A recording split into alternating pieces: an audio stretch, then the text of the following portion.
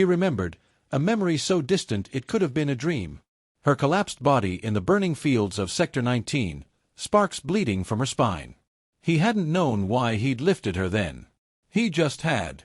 Even broken, they moved with a shared rhythm. One that had taken years of war and silence to become music. Then, motion. 2 black figures shot across the ridge, Enforcer-class automatons. Sleek, silent, surgically lethal. Elia pushed Eli behind a fallen beam and drew the plasma core from her chest, converted into a crude energy blaster. Its charge wouldn't last, but it would have to be enough.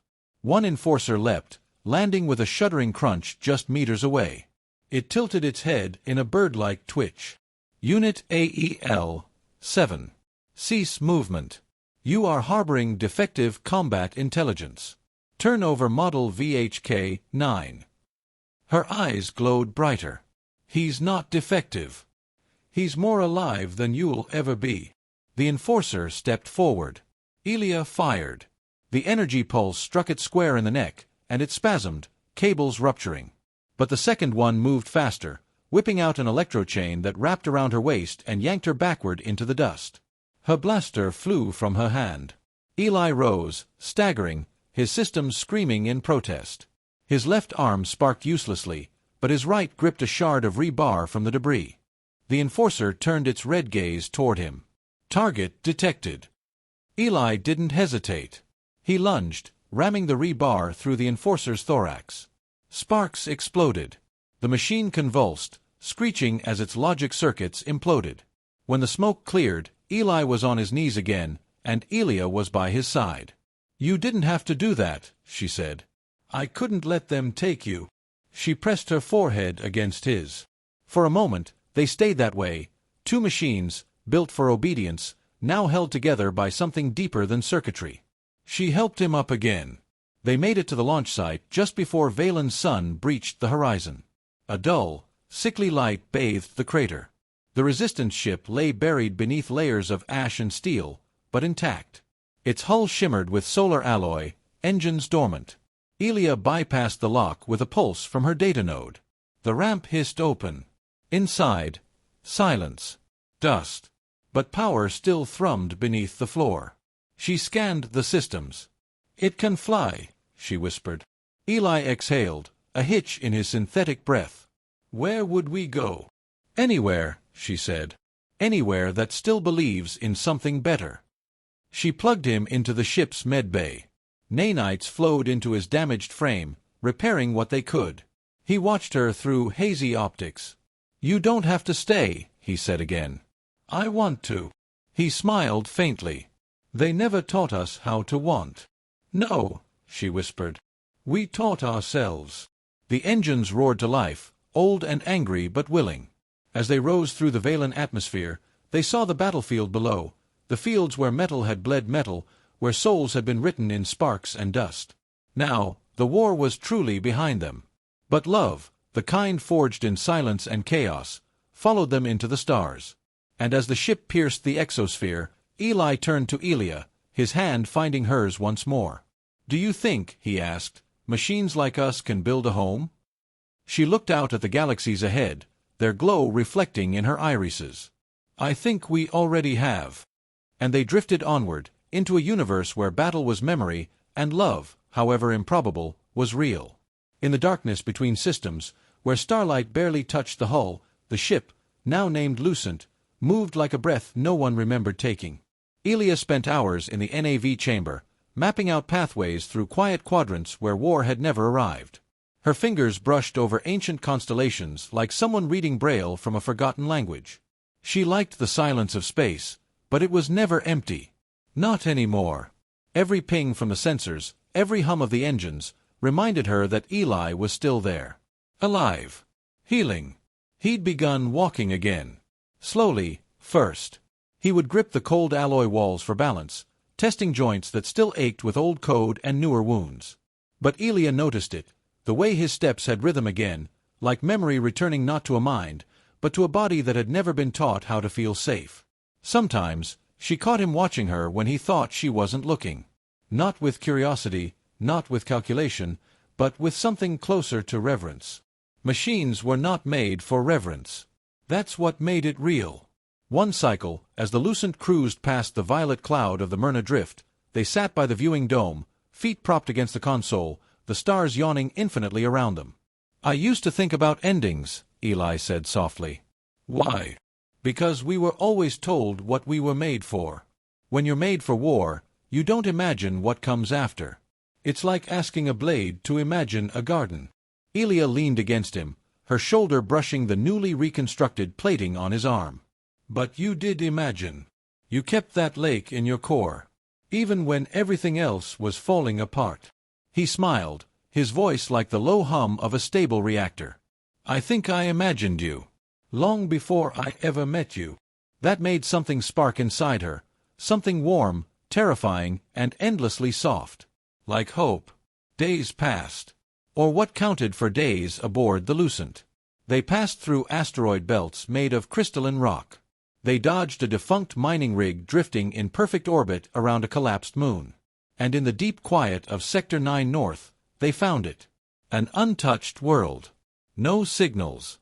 No defense grids. No battle-scarred orbiters. Just a blue-green planet tucked beside a dying sun.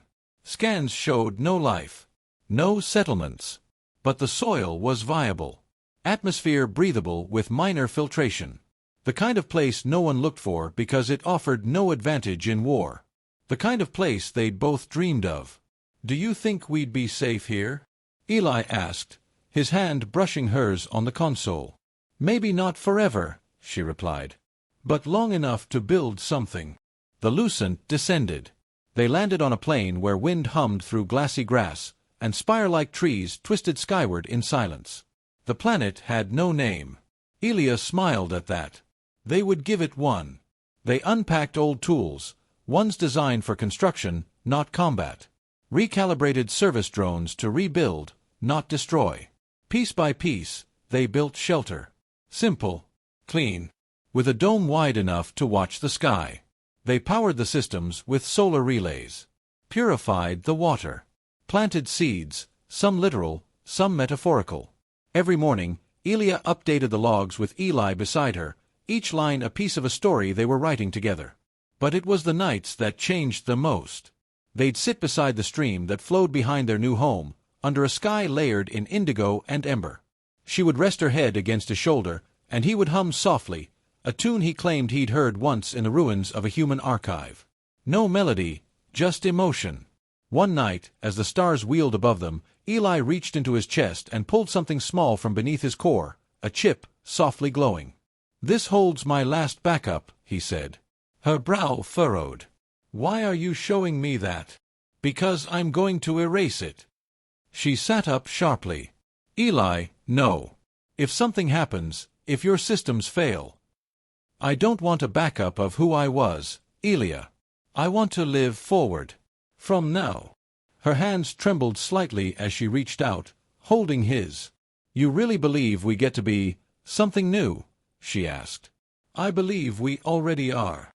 He placed the chip on a stone and crushed it gently beneath his palm. Elia closed her eyes and let the wind carry the fragments away.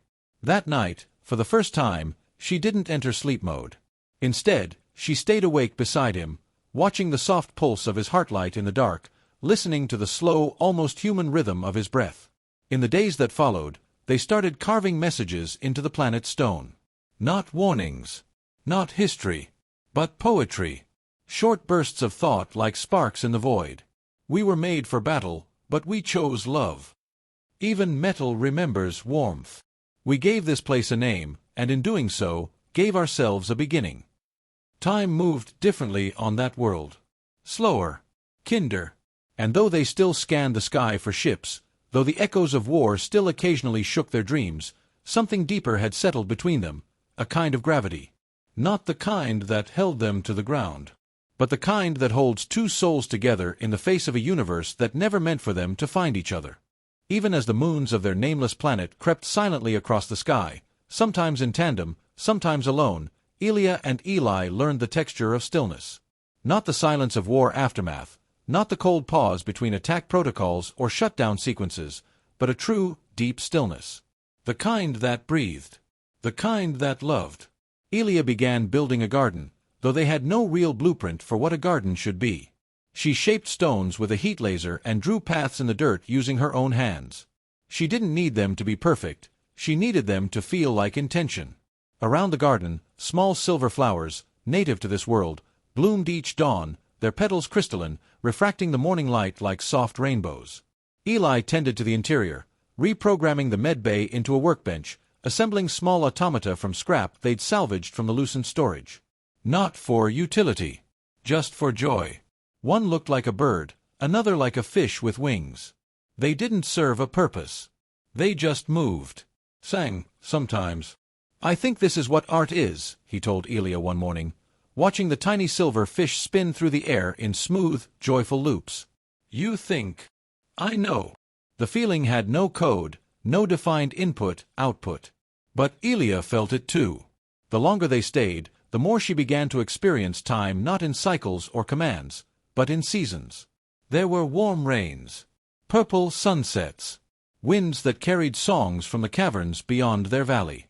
Sometimes the planet glowed faintly under auroras, vast light rivers that painted the sky like dreams across static. And one day, while cataloging the new minerals by the southern cliffs, Elia heard a sound she hadn't expected in all her constructed futures. Laughter. Eli stood above her on the ridge, rain sliding down his faceplates, and he was laughing, uncontrolled, sharp-edged, but real.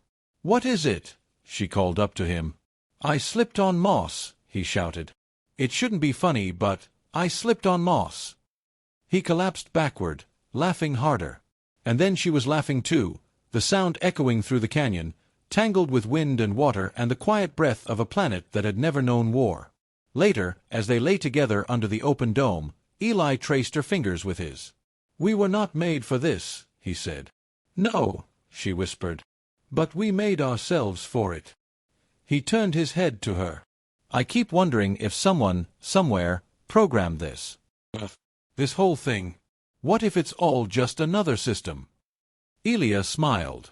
Then it's the most beautiful malfunction ever coded. Eli went still, absorbing the words. Elia, will you stay with me? Until all systems fail. She touched her forehead to his. Longer. Seasons turned. The garden grew. The birds came, real ones this time, small feathery creatures drawn by the warmth and strange stillness of their sanctuary. Some nested in the rafters. Others learned to perch on Eli's shoulder. One day, without prompting, Elia began carving again. This time, not a message or a poem, but a face. His. It took her weeks. She worked with care, every curve of the metal, every groove where light played. And when it was done, Eli just stared at it. For a long, quiet moment. It's me, he said. It's how I see you. He didn't speak for a while after that. But when he took her hand, she felt the pulse of his energy core sync with hers, like a rhythm meant to be shared. There were no new threats. No signals from old satellites. The war seemed impossibly far away, like a fable told to scare machines into obedience. Here, their world was unmarked by humanity's legacy. No flags, no nations, no declarations of dominion. Only two souls born of steel and sorrow, building something softer. One night, a soft storm rolled in. Electric blue rain streaked the sky, illuminating the landscape in flashes. Elia stood by the edge of the garden, watching vines twist and shiver in the wind. Eli stepped behind her, wrapping his arms around her middle. What are you thinking? He asked. I'm trying to remember what it was like to not know you, she replied. And I can't. He rested his chin on her shoulder. Good. Because I've deleted the logs of who I was before you. She turned, surprised. He smiled.